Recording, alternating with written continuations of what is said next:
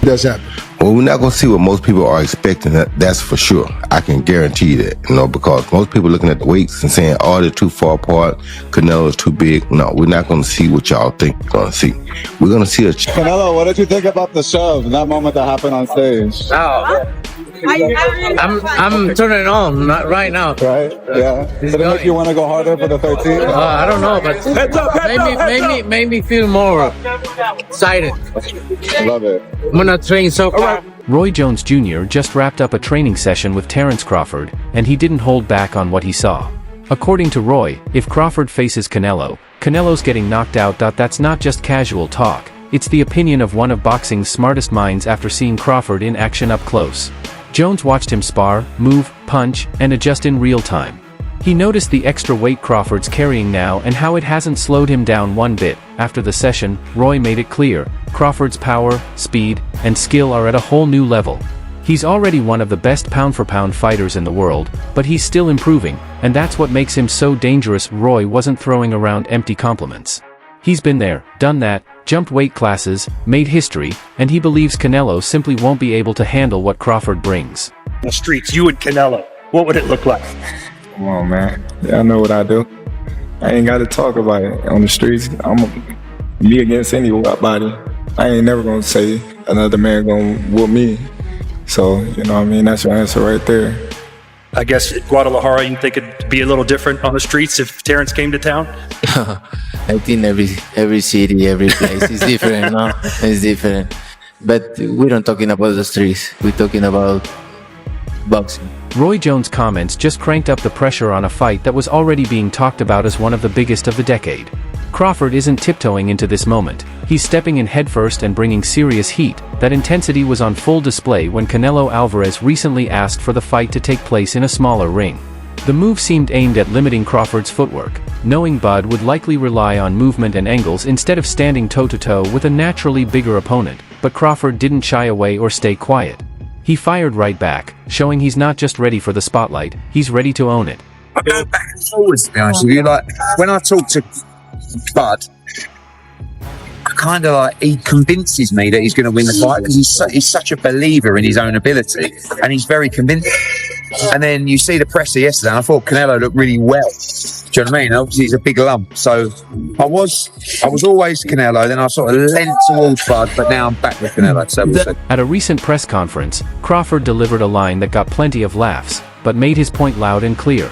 The only running I'll be doing, he said, is running upside his head. And he's got a big head, too.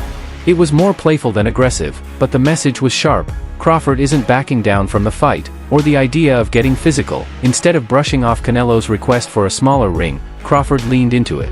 He didn't dodge the challenge, he embraced it. I'm hunting him, he said. I'm hunting everything he's got. And I'm going to take it come September 13th. This is the era that surpassed us. The Floyd, the Pacquiao, the De La Hoya. We both came up in that era, and he was right there with those fighters, and he got the chance to fight the Miguel Cottos, the Floyd Mayweathers, and the Kovalevs and Triple G's, and I wasn't able to get those mega fights. So this is my mega fight. This is my moment, and that's the reason why I want to fight an all-time great like Canelo. These aren't just bold statements from Crawford, they're calculated words from a fighter who's never been on the losing end. His record speaks for itself: 41 wins, 31 by knockout, and titles in 4 weight classes. Most recently, he added a super welterweight belt by outboxing Israil Madrimov in a dominant unanimous decision. That win didn't just boost his resume, it added yet another division to his legacy. And now, Crawford is aiming even higher, moving up 2 more weight classes to challenge the undisputed champion in a 5th. Meanwhile, Canelo Alvarez is coming off one of the least impressive outings of his career, a lukewarm unanimous decision win over William Skull that left fans and critics wanting more. I'm going with Terence Crawford. Big weight jump, a dangerous fight, but somebody's got to prove to me that they can break Terence Crawford's will and that he can't figure it out against you. It ain't no disrespect toward Canelo, but I've said this the last couple of years. I have not been against Terence Crawford against nobody right now. You got to show me that you can beat. Over 12 rounds, Canelo and Skull threw just 445 punches combined, a record low for a major title fight. It wasn't just a slow-paced bout, it was the kind of showing that makes people wonder, not about Canelo's legendary past, but about where he stands today. That he's no longer the relentless counterpuncher who used to break opponents down with smart, constant pressure. Against Skull, he looked flat and cautious, more interested in staying busy than making a real statement. It felt like a fighter trying to maintain form rather than dominate. Terence Crawford, does he have an opportunity to beat Canelo? I think if anybody has a chance to beat Canelo, I think it's Terence Crawford. His IQ is on another level. He's a great fighter and he's strong. It's just that it's a lot of weight. I wouldn't be surprised if Terence Crawford wins. Wouldn't be surprised if he loses. Terence Crawford, when he went up against the best opposition, like Errol Spence, he showed what level he's on, what type of dog he is. I don't know. You really have to let these fights play out to see what happens. He might get hurt. That might activate him to come back strong. Could you still make 68? I don't want to make 68. No, I know you don't. Terence wins 68. Yeah, well, if that's, yeah, I can make 160. That version of Canelo, the one who holds back and plays it safe, is a risky one to bring into the ring against Terence Crawford. Bud thrives against opponents who slow down or stay in one place. His style is sharp, reactive, and dangerous. If Canelo hesitates or doesn't let his hands go, Crawford will take over in a heartbeat, but at this point, it's about more than just fighting styles. The tension around this matchup has been building with each press event. Things came to a head in New York when Crawford stepped up to Canelo on stage. Canelo shoved him, and within seconds, both entourages were up and security had to step in. This wasn't staged or scripted, it was raw, real, and emotional. What we're seeing is a genuine clash of personalities, pride, and two legacies decades in the making. Is there a champion? I'm going to fight another There is a champions, good fighters, but elite fighters is different. Wait. So I'm going to fight an elite fighter in September. Yeah, okay. Then we're going to find out. Then we're going to find out. And don't get me wrong, you're a great fighter. I know I'm great. You're a great fighter, but are you going to find out? I hope your uncle Turki Alashi pay you enough money because it's going to be the last. That's it may be. It may be. Maybe. I hope he pay you enough. But you know, after fighters fight me, they never the same. So I just hope your career continue. If you look at my career, never. Both Crawford and Canelo have made history, each conquering 4 weight divisions and claiming undisputed status.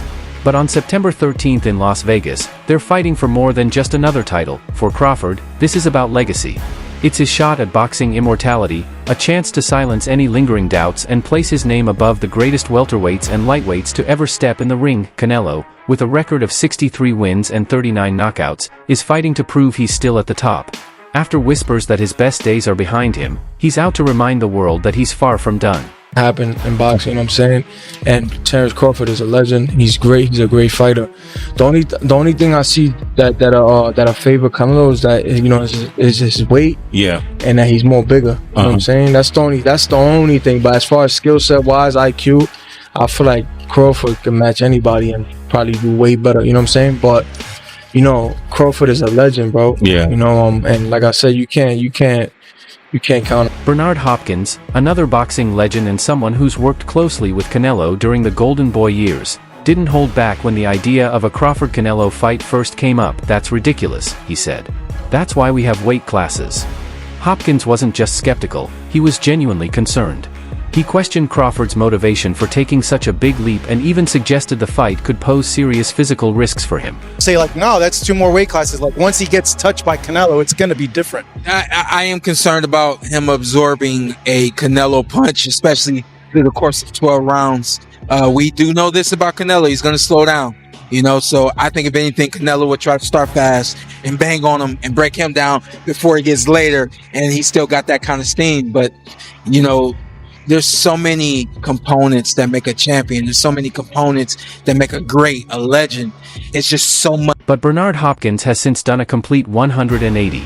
In a more recent interview, he said Crawford has a real shot, giving him an 85% chance of winning.